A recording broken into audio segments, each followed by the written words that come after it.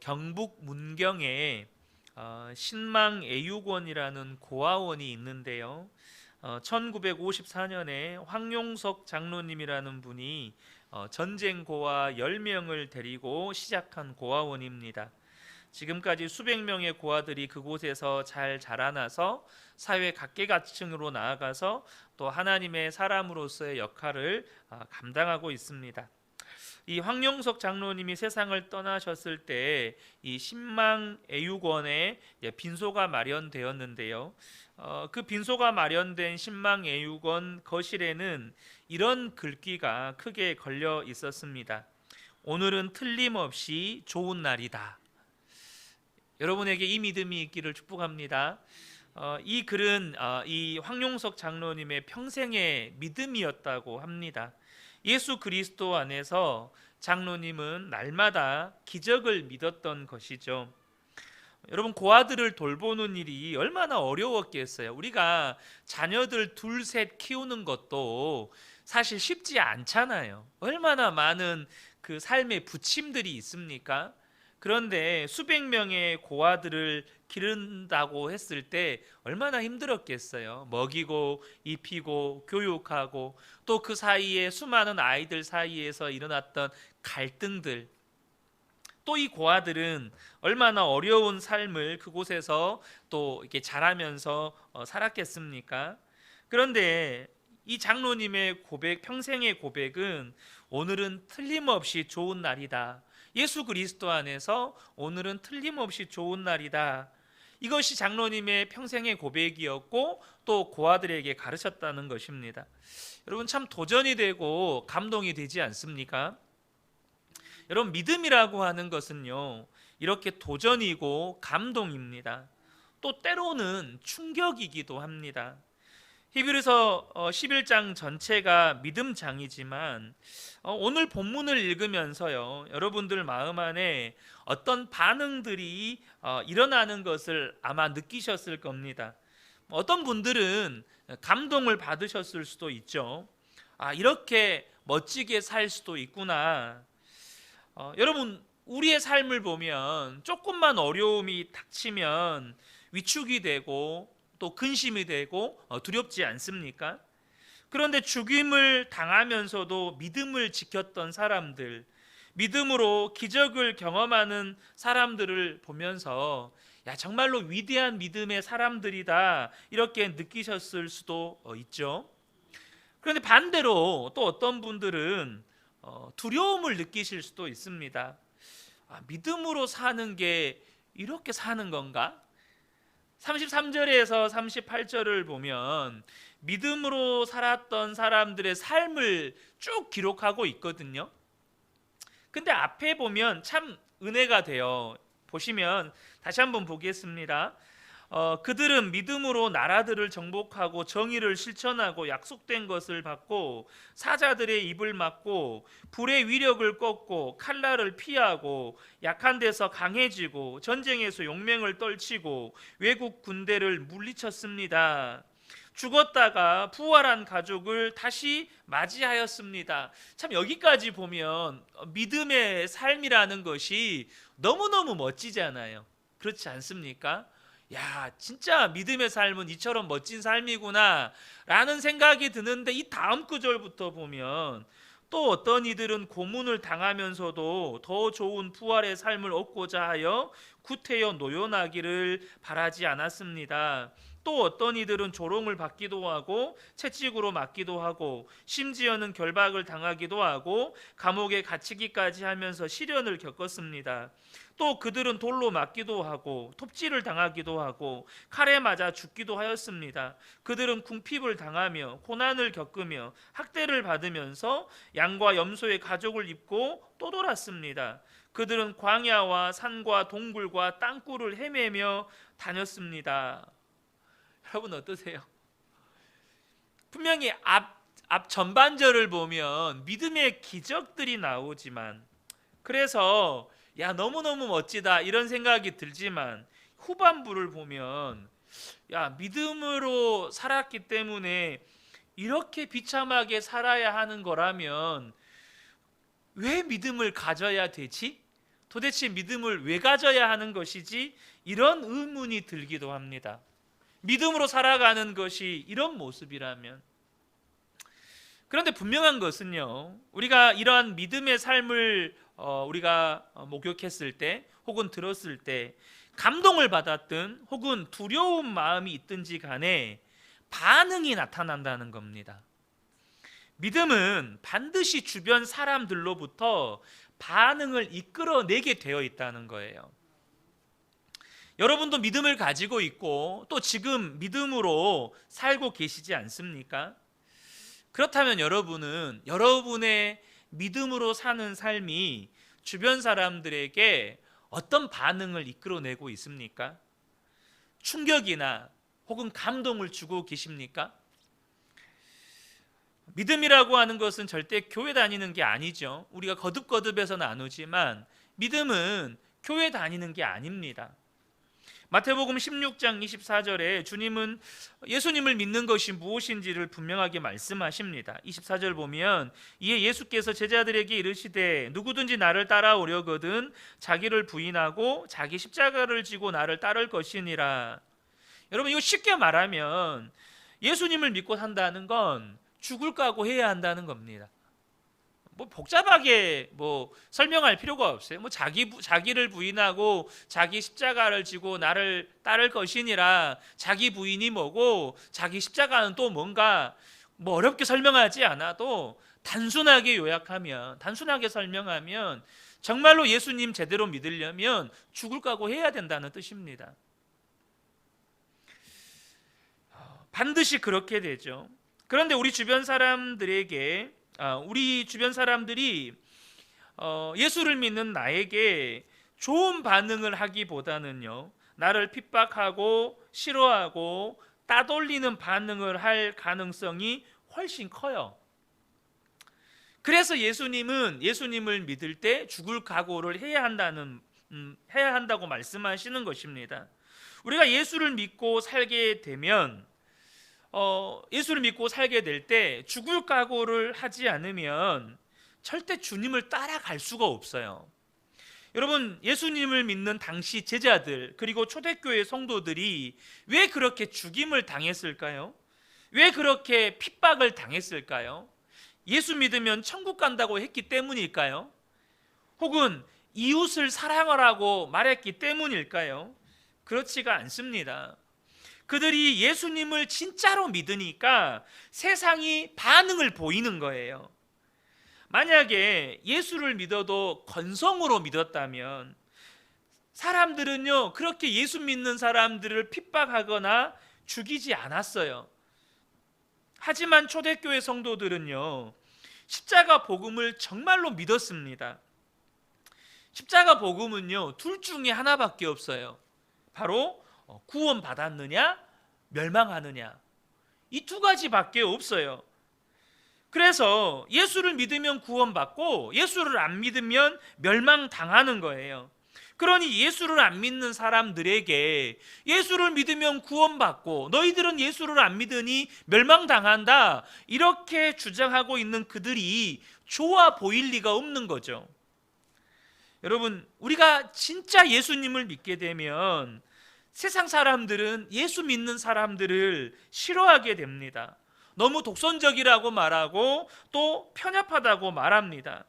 우리가 만약에 기독교에도 구원이 있고 다른 종교에도 구원이 있습니다 라는 태도로 신앙생활을 하면 절대 핍박 당할 일이 없어요. 핍박 안 당한다니까요. 하지만 우리가 예수님 외에는 구원받을 만한 다른 이름이 없습니다, 오직 예수님만을 믿어야 구원받습니다 라고 하니 우리 스스로가 핍박을 자초하는 거죠. 존 스토트 목사님이 유럽 교회가 핍박받지 않는 것에 대해서 탄식하셨습니다. 박해받을 만한 것을 말하지도 않고 행하지도 않기 때문이라는 거예요. 그리스도인들이 세상과 타협한다는 것입니다. 만약에 그리스도인들이 정말 복음에 대해서 분명하다면, 세상과 결코 타협하지 않는다면, 진짜 예수님을 믿게 된다면 오히려 교회와 성도는 고난 당하는 일이 많아질 거라는 거예요. 그분이 이런 이야기를 했습니다. 교회와 그리스도인들이 예수 그리스도가 죄인들을 위하여 십자가에 죽으셨고 구원은 전적으로 값없이 십자가의 은혜에 의하여 주어진다는 원색적인 복음을 굳게 붙잡으면 세상의 교만한 사람들에게 걸림돌이 될 것이다. 교회가 혼전순결, 동성애 반대, 부부의 정절, 원수의 사랑을 강조하고 강력하게 전도한다면 대중들의 비난을 받을 것이다. 십자가 복음을 분명하게 증거하면 세상은 분노할 것이다. 폭력과 투옥과 죽음까지는 않을지라도 조롱과 배척이 따라올 것이다. 여러분, 여기에 동의하십니까? 우리가 진짜 예수님을 믿는다면 지금 당장 우리의 삶의 현장에서 우리가 순교하지 않을 수는 있어요. 당장 우리가 어떤 심각한 위해를 받지 않을 수는 있지만 반드시 배척이 따라오고 조롱이 따라오게 된다는 겁니다. 그래서 여러분, 예수님을 믿고 산다는 건 편안하게 사는 것을 포기하는 겁니다. 예수를 믿고 산다는 건요, 이 땅에서 편안하게 사는 걸 포기하는 거예요. 여러분, 다짐하셔야 됩니다. 내 삶의 편안함은 끝났구나. 예수님을 믿기로 결단했다면 내 삶의 편안함은 끝난 거예요. 평안이 끝난 게 아닙니다. 편안함이 끝난 거예요. 아브라함이나 야곱이나 또 요셉, 모세나 다윗, 예수님의 제자들, 사도 바울, 성경에 나오는 믿음의 사람들은 하나님을 만나고 다 고생길로 들어섭니다. 성경에 나온 믿음의 사람들 중에 편안하게 살았다는 사람 여러분 한번 찾아보세요. 성경에 믿음의 사람들 중에 편안하게 살았다고 기록된 인물이 한 사람도 없어요. 그들의 삶은 다 어려웠습니다. 만약에 그들이 하나님을 복 주시는 하나님, 형통하게 하시는 하나님, 성공하게 하시는 하나님으로만 믿었다면 어쩌면 그들은 일찍이 하나님을 떠났을지 몰라요. 일찍이 믿음의 길에서 떠났을지 모릅니다. 그런데 여러분, 당장 우리 주변에도 예수님을 잘 믿고도 예기치 못한 어려움과 고통 가운데 사는 분들이 있어요, 없어요? 사실 많습니다. 예수님을 신실하게 믿지만 오히려 삶에 예기치 못한 어려움과 고통 가운데 사는 분들이 정말 많아요. 최근에도 제가 아는 선교사님이 탄자니아에서 그런 소식을 전해왔어요. 20년 넘게 탄자니아에서 헌신하셨던 한 선교사님이 사역하다가 오시는 길에 사고가 났는데 차가 전복이 되면서 순교하신 거예요. 여러분, 우리가 복 주시는 하나님만 믿으면 절대 믿음 지킬 수가 없는 거예요. 우리의 삶에는 우리가 복이라고 생각하는 것이 도대체 얼마나 임하던가요? 그러면 도대체 믿음은 뭐죠? 여러분, 도대체 믿음이라고 하는 건 뭡니까? 우리가 계속해서 히브리서 11장에 대해서 11장을 나누면서 믿음은 보이지 않는 하나님을 보는 것처럼 그렇게 바라보면서 사는 것이다라고 말씀을 드렸잖아요. 그런데 그것을 오늘 본문의 관점으로 조금 다르게 표현을 한다면 믿음은요, 고난이 와도 시험이 와도 핍박이 와도 하나님의 뜻대로 끝까지 걸어가는 힘을 믿음이라고 하는 거예요. 보이지 않는 하나님을 보는 것처럼 바라보면서 살기 때문에 고난이 와도 시험이 와도 핍박이 와도 하나님의 뜻대로 끝까지 걸어가게 되는 거예요. 그게 믿음이라는 것입니다. 우리가 신앙생활을 하면요, 절대 넘어가면 안 되는 경계선이 있죠. 주님이 말씀하셨으니까. 그런데 믿음이 없잖아요. 그 경계선을 지키지를 못합니다. 오랜 기간 믿음의 연단을 받으신 어느 장로님이 계셨어요. 새벽마다 눈물로 기도하셨습니다. 그래서 하나님의 은혜로 새로운 사업의 문도 열렸어요. 그런데 그만 불법으로 사업을 하다가 구속이 되셨어요. 도대체 무슨 연단을 받으신 거죠? 새벽마다 눈물로 기도해서 사업의 문을 열어주시는 은혜를 받았는데 불법으로 사업체를 운영하다가 구속이 됐단 말이에요.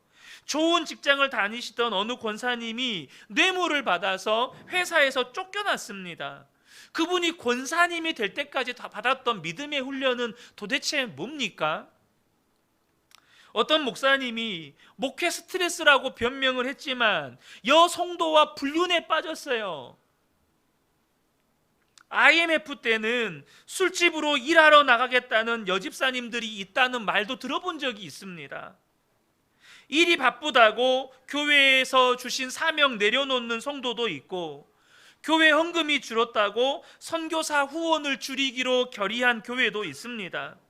먹고 살기 어렵다고, 때때로 유혹이 너무 강하다고 하나님이 정해놓으신 경계를 슬쩍슬쩍 넘어가요. 도대체 거기에서 믿음은 뭐죠? 도대체 그동안 믿음이라고 떠들었던 것들은 그런 유혹이나 혹은 그런 어려움 앞에서 도대체 믿음이라고 하는 건 뭘까요?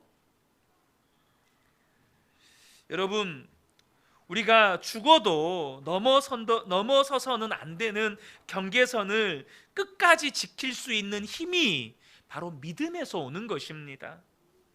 많은 사람들이 세상이 악하다는 말을 합니다. 성경도 세상이 악하다고 말씀하세요. 실제로 세상은 악합니다. 또 악한 사람들이 득세해서 그것으로 인해서 어려움 당하고 아픔 당한 사람들이 얼마나 많은지 모릅니다. 사회적 약자가 얼마나 많은지 몰라요. 하지만 세상이 악하기 때문에 우리가 믿음으로 살지 못하는 것은 또한 아니에요. 세상이 악해서 믿음으로 살지 못하는 게 아니라고요. 우리의 믿음이 너무 작은 거예요. 그러므로 저와 여러분이 항상 스스로 믿음을 점검하셔야 합니다. 우리가 언제 하나님 앞에 설지 모르기 때문이에요. 고린도후서 13장 5절에 너희는 믿음 안에 있는가 너희 자신을 시험하고 너희 자신을 확증하라. 여러분, 날마다 믿음을 점검하셔야 돼요. 우리가 믿음인 줄로 알고 살았다가 나중에 하나님 앞에 섰을 때 하나님이 하시는 말씀이 그건 믿음이 아니란다. 그건 믿음이 아니다. 아니란다가 아니죠.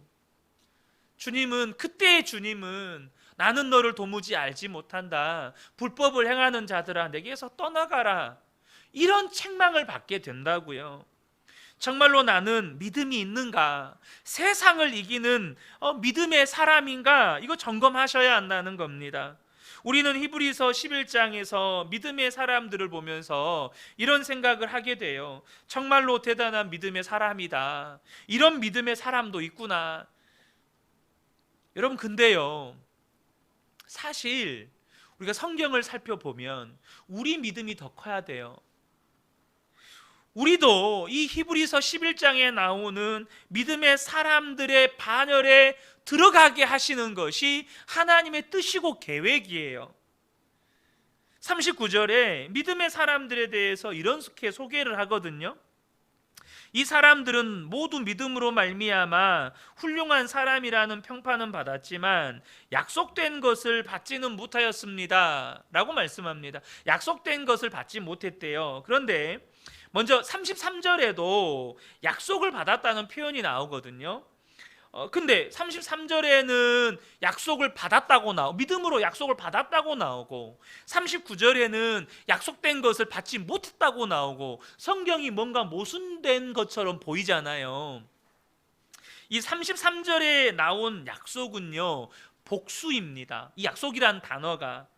그래서 앞에 정관사가 붙지 않는 영어 번역으로 프라미스예요. 그러니까 하나님께서 믿음의 사람들에게 여러 가지 약속을 주셨다는 거예요. 예를 들면 아브라함에게 아들을 주겠다는 약속, 또 예를 들면 여호수아에게 여리고성을 7번 돌면, 총 13번이죠 7일 동안 돌면 여리고성이 무너지게 하겠다는 약속, 혹은 나아만 장군에게 요단강에 들어가서 7번 씻으면 낫게 하시겠다는 약속, 그런 약속들을 말씀하시는 거예요. 그런데 하나님이 이런 약속들은 다 이루셨어요? 안 이루셨어요?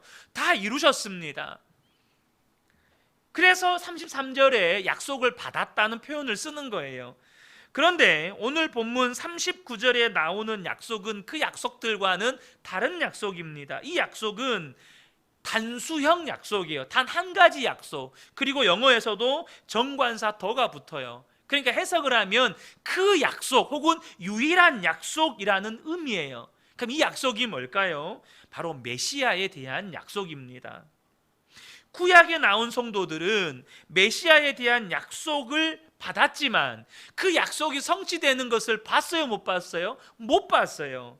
그들은 오직 믿음으로 바라볼 뿐이에요. 그럼에도 불구하고 그들은요, 이 믿음의 반열에서 살았어요. 그런데 우리들은요, 메시아이신 예수님께서 우리 가운데 오셨습니다.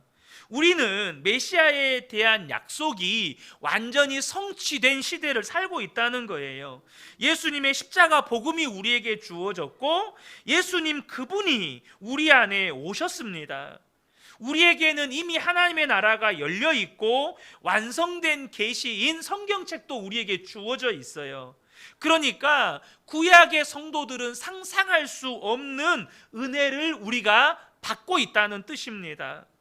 그러니 구약의 성도들보다 믿음이 더 좋아야 돼요? 안 좋아야 돼요? 사실 믿음이 더 좋아야 돼요. 어느 목사님께서 신구약 성경 66권이 다 완성된 성경이지만 그러나 하나님의 마음에는 아직도 계속되는 성경이 있을 것이다 라고 말씀을 하셨어요. 두 책이 있다고 생각을 한다는 거예요. 하나는 사도행전이고 또 하나는 히브리서 11장이라는 거예요. 아직 예수님이 재림하지 않으셨잖아요. 우리 주변에도 아직도 예수님을 믿지 않은 사람들이 많고 전 세계에도 미전도 종족들이 여전히 많이 있습니다. 어떻게 사도행전에 복음을 증거하는 일이 끝날 수가 있겠어요? 복음은 계속해서 전해져야 돼요. 지금도 사도행전은 하나님의 마음에서는 기록되고 있다는 거예요. 또 한 가지 바로 히브리서 11장의 믿음장이라는 겁니다. 여전히 성도들은 믿음으로 하나님이 인도하시는 길을 가고 있습니다. 우리가 주님 오실 때까지 믿음으로 우리에게 주어진 길을 가야 되는 거죠. 그러니 이 믿음장 히브리서 11장도 어떻게 끝날 수가 있겠어요? 우리가 다 그 히브리서 11장 이 믿음장을 써가는 사람들이라는 것입니다. 그런데 여러분 중에는 내가 진짜 히브리서 11장에 나오는 믿음의 사람들과 같이 될 수 있을까? 그게 믿어지지 않고 의심이 드는 분들도 계실 거예요. 여러분, 세상을 이기는 믿음은 나에게서 나오는 게 아닙니다. 만약에 나에게서 믿음이 나온다면 우리 중에 가능성이 있는 사람은 단 한 사람도 없어요. 믿음은 오직 예수님으로부터 오는 거예요. 이 세상을 이기는 믿음은 우리에게서부터 나오는 게 아니고 우리 안에 오신 예수님 그분으로부터 나오는 겁니다. 앞서 읽었던 고린도후서 13장 5절에 너희는 믿음 안에 있는가 너희 자신을 시험하고 너희 자신을 확증하라 라고 말씀하시면서 그 뒤에 확증해야 될 우리의 믿음에서 반드시 점검해야 될 것이 무엇인지를 말씀합니다. 그게 뭡니까? 예수 그리스도께서 너희 안에 계신 줄을 너희가 스스로 알지 못하느냐. 그러니까 우리의 믿음을 시험하고 확증할 때 우리가 반드시 점검해야 될 게 뭐죠? 내 안에 예수님이 계시는가? 예수님이 계시는지를 점검하라는 거예요. 그러면 반드시 믿음이 있는 거라는 것입니다. 여러분, 믿음은 예수님 그분을 말씀하는 거예요. 구약의 성도들, 그들이 믿음으로 살 수 있었던 것은 살아계신 하나님을 만났기 때문이에요. 여러분, 그들도 한때는요, 이 믿음이 지식으로 아는 믿음이었어요. 언제요? 부모로부터 들었거든요. 이 구약의 믿음의 사람들도 부모로부터 믿음의 조상에 대해서 그 믿음의 조상을 택하신 하나님에 대해서 들었단 말이에요. 그런데 어렸을 때는 그렇게 머리로만 지식으로만 알고 있었던 그 믿음이 바뀌어버려요. 지식으로만 알고 있을 때는 아무런 능력이 없었는데 그들이 들어서 알았던 하나님을 만나는 사건이 생겨요. 그리고 그 만남이 그들의 인생을 완전히 바꿔버립니다. 여러분, 야곱은요 진짜 욕심이 많은 사람입니다. 만약에 야곱이 제 형제였다면 저는 안 봤을 것 같아요. 야곱이 진짜 욕심이 많아요. 저는 별로 욕심이 없는 사람이거든요. 그러니까 이 야곱이 만약에 저 형제, 저 형이었거나 동생이었다 안 보고 살았을 것 같아요. 그래서 어떻게든 복을 받고 싶어서 팥죽 하나로 형을 배고플 때 형의 마음을 꼬드겨 가지고 장자권도 사고 또 아버지까지 속여서 복을 받는데, 자기 힘으로 머리로만 알고 있었던 하나님, 여러분 그 믿음이 머리로만 알고 있으니까 그의 인생을 바꾸지를 못해요. 그러니까 형한테도 사기치고 아버지한테도 아버지도 속이는 거예요. 그래서 어떻게 됐습니까? 집에서 쫓겨났어요. 도망쳤습니다. 삼촌 라반의 집으로 도망가다가 슬픈 마음, 두려운 마음으로 돌베개를 베고 잠이 들었다가 환상 중에 하늘이 열리면서 하나님을 만나게 됩니다. 하나님을 만나고 나서 야곱의 삶이 완전히 바뀌어요. 그냥 믿음이 아닙니다. 세상을 이기는 믿음이 생기는 거예요.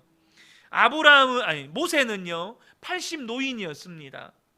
자신의 삶에 아무런 꿈도 계획도 없었어요. 그냥 양치면서, 또 그 장인어른이 워낙 부자니까 장인어른 이 가축 물려받고 살면 편안하게 살겠구나, 그렇게만 생각하고 살았다고요. 그런데 호렙산에서 하나님을 만납니다. 그 이후에 어떻게 됩니까? 이스라엘 백성들을 출애굽시킨 민족의 지도자가 됩니다. 여러분, 하나님을 만났다, 이것이 우리의 인생 전체를 바꾸는 믿음이 되는 거예요. 다윗이 어떻게 그렇게 대단한 믿음의 사람이 되었습니까? 다윗이 고백합니다. 항상 하나님을 자기 앞에 모시고 살았다는 거예요. 그랬기 때문에 다윗이 그런 위대한 믿음의 사람일 수가 있었던 것이죠. 그런데 여러분, 우리는 어떻습니까? 야곱이 들판에서 하나님을 만난 것보다, 또 모세가 호렙산에서 하나님을 만난 것과 비교할 수 없을 만큼 만왕의 왕이신 예수님이 우리 마음 안에 들어오셨습니다. 단순히 만남의 사건이 아니라 그 예수님과 하나가 되어버린 사건이라는 거예요. 물론 저와 여러분의 삶에 획기적인 변화를 가져오는 주님과의 어떤 충격적인 인카운터는 있습니다. 충격적인 만남의 사건은 있어요. 하지만 그 구약의 믿음의 사람들은 그런 충격적인 만남의 사건뿐이었어요. 근데 우리는 그분이 우리 안에 들어와 계시다는 것입니다. 그러니 구약의 어떤 믿음의 사람들이 받은 은혜가 우리가 받은 은혜와 비교가 되겠냐고요. 어떤 분은 믿음의 근거가 예수님을 바라보는 데만 있는 것이 아니고 십자가 복음에 있어야 하는 거 아닙니까? 그렇게 질문하는 분도 있습니다. 당연한 이야기죠. 당연히 우리의 모든 믿음의 근거는 예수 그리스도 십자가 복음에 있어요. 그러나 여러분, 십자가 복음이 지식으로만 그치면 믿음은 아무런 능력이 없어요. 자주 언급드리는 말씀이지만 십자가 복음이 지식이 되면 그 십자가 복음은 어떤 능력도 우리의 삶에 행할 수가 없다는 겁니다. 안타깝게도 많은 그리스도인들이 믿음과 지식을 동일시해요. 나 알고 있다는 거예요. 성경 많이 안다는 겁니다. 예수님이 십자가에서 나의 죄를 위해서 죽으셨고 3일 만에 부활하셨고 내 모든 죄가 사함 받았고 내가 성령 받았다, 다 안다는 거예요. 여러분, 아는 것은 능력이 되지 않습니다. 아는 것은 내 삶을 바꾸지 못해요. 여러분, 십자가 복음은 하나님에 대한 체험이에요. 십자가 복음을 믿었다는 건 살아계신 하나님을 만났다는 거예요. 요한일서 4장 15절을 보겠습니다. 누구든지 예수를 하나님의 아들이라 시인하면 하나님이 그의 안에 거하시고 그도 하나님 안에 거하느니라. 여러분은 예수님이 하나님의 아들이심을 믿습니까? 그것이 십자가 복음입니다.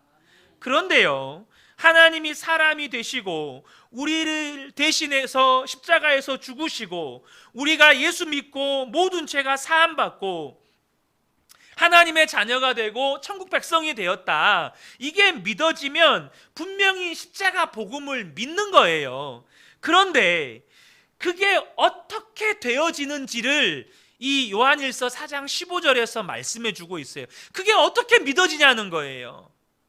어떻게 예수님이 나의 죄를 위해서 죽으셨고 예수님을 믿음으로 말미암아 내 모든 죄가 사함받았고 나는 하나님의 자녀가 되고 천국 백성이 되었다는 것이 어떻게 믿어지냐는 거예요. 그게 뭡니까? 하나님이 그의 안에 거하시고 그도 하나님 안에 거하느니라. 무슨 말입니까? 하나님이 우리 안에 거하시고 우리가 하나님 안에 거하게 되면서 그게 믿어지게 된다는 거예요. 내가 믿고 싶어서 믿는 게 아니라는 겁니다. 내가 공부해서 믿어지는 것도 아니에요. 바로 예수 그리스도가 내 안에 들어오셔서 그렇게 믿어지는 역사가 일어난다는 거예요. 그러니 저와 여러분이 예수님이 그리스도라는 사실이 믿어지고 예수님 때문에 죄 사함 받았다는 것이 믿어지고 하나님의 자녀가 되고 구원받았다는 것이 믿어진다면 여러분 분명히 아셔야 돼요. 하나님이 우리 안에 들어오셔서 우리의 마음을 뒤집으신 거예요. 우리의 마음을 바꾸신 거예요. 우리가 십자가 복음을 믿고 있다는 말은 성령님이 우리 안에서 강력하게 구원의 역사를 이루셨다, 또 이루고 계신다, 이 말이라는 것입니다. 그러므로 십자가 복음을 믿는다는 게 뭘 뜻하는 거죠? 나는 하나님을 만났습니다. 나는 예수님을 만났습니다. 바로 이 의미가 되는 것입니다. 그렇기 때문에 여러분, 우리에게 필요한 끊임없는 믿음의 활동, 또 끊임없는 믿음의 반응이 무엇입니까? 예수님을 바라보는 거예요. 예수님을 바라보는 거예요.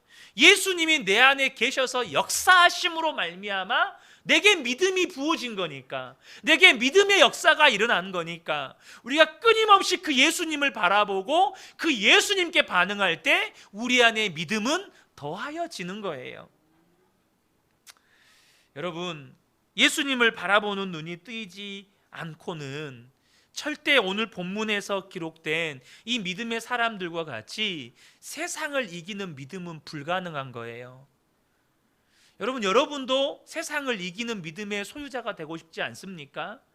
근데 우리가 많은 분들이 세상을 이기는 믿음하면 이렇게만 생각하세요. 예수를 믿어서 약한 자가 강한 자가 되어서 적군들을 이기고 모든 문제를 뛰어넘고 모든 문제 가운데서 문제가 해결되고 기적을 경험하고, 여러분 그것만이 세상을 이기는 믿음일까요? 그렇다면 오늘 히브리서 11장을 다시 한번 보셔야 돼요. 세상을 이기는 믿음은요, 그렇게 믿음의 기적을 경험하는 것만이 세상을 이기는 믿음이 아닙니다. 그러면 세상을 이기는 믿음은 뭘까요? 세상을 이기는 믿음의 핵심은 끝까지 믿음을 지키는 거예요. 그게 세상을 이기는 믿음의 핵심이에요. 수많은 여러분 믿음의 기적을 경험했던 사람들보다요, 오히려 환난과 핍박과 박해 속에서 순교했던 믿음의 성도들이 훨씬 많아요. 사자의 입을 찢는 사람도 있지만, 여러분 삼손은 사자의 입을 찢었잖아요. 하지만 사자에게 물려 죽은 성도가 더 많아요.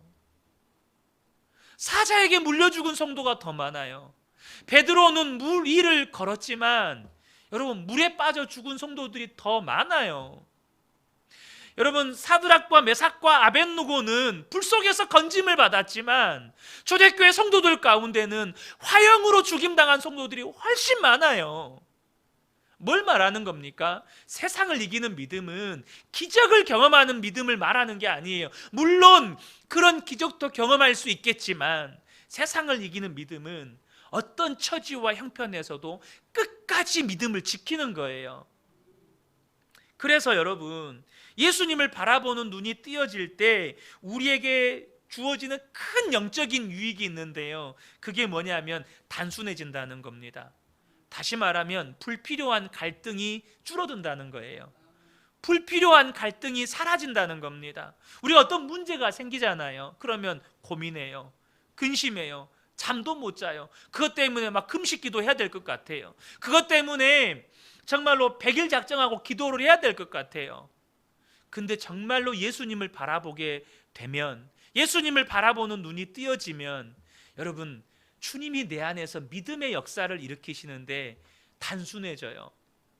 갈등이 줄어들어요. 그리고 즉각적으로 순종으로 나아가게 돼요. 즉각적인 순종으로 나아가게 돼요. 이것이 주님을 바라보는 눈이 뜨인 사람들에게 주어지는 너무나도 영적인 큰 유익입니다. 여러분, 얼마나 시간을 아껴요? 우리가 몇 날 며칠을 갈등하잖아요. 어떤 문제 하나가 터지면 몇 날 며칠 잠을 못 자잖아요. 그런데 주님을 바라보는 눈이 열리니까 고민이 줄어들어요. 그래서 주님이 사랑하는 자에게 잠을 주신다는 말씀이 내 삶의 실제가 되는 거예요. 잠을 잘 자요. 사실 저요, 안 그래도 잠을 잘 자기는 했는데 제가 개척하고 나서 잠을 더 잘 자는 것 같아요. 정말로. 사실 부교육자 때보다 삶의 형편이나 처지는 더 어려운 것들이 많거든요. 근데 저희 아내나 저나 잠을 정말 잘 자요. 이유는 다른 게 아닙니다. 갈등이 정말 많이 줄어들었고 정말로 근심이나 또 염려하는 거나 이런 시간들이 정말 많이 줄어들었어요. 없다라고 말씀드리는 게 아닙니다. 아마 좀 이런 표현 죄송스럽지만 우리 교회 성도님들 중에 실제적으로 고민이 제일 많을 사람이 저 아닙니까? 저 아닌가요? 당장 저희 하은이 문제만 가지고도 몇 날 며칠을 밤을 새고 고민을 해도 뭐 답이 없더라고요. 그 의학적인 정보들을 찾아보면 이 면역 치료가 늦어지면 이게 만성으로 바뀔 수 있다는 거예요. 그러니까 저나 저희 아내나 사실 이 코로나 확진 판정 받고 이게 예약이 한 달 이상 늦춰지면서 이게 당장 지방대학 병원으로 가야 되나 말아야 되나 엄청 고민을 했어요. 정말 많이 고민을 했거든요. 그냥 막무가내로 서울대병원 찾아가야 되나. 근데 어떻게 하겠어요? 주님께 맡기는 것 외에, 주님을 바라보는 것 외에 답이 있습니까? 사랑하는 성도 여러분, 주님을 바라보는 눈이 뜨이면 가야 할 길이 명확하게 보여요. 해야 할 일이 분명해집니다. 이전에 고민되었던 것도 염려되었던 것도 자연스럽게 내가 정리하려고 한 게 아니고요, 자연스럽게 정리돼요. 그래서 그 믿음이 세상을 이겨가는 거예요. 끝까지 믿음을 지키게 되는 것입니다. 사랑하는 성도 여러분, 우리 모든 성도님들께 세상을 이기는 믿음이 있게 되기를 축복합니다.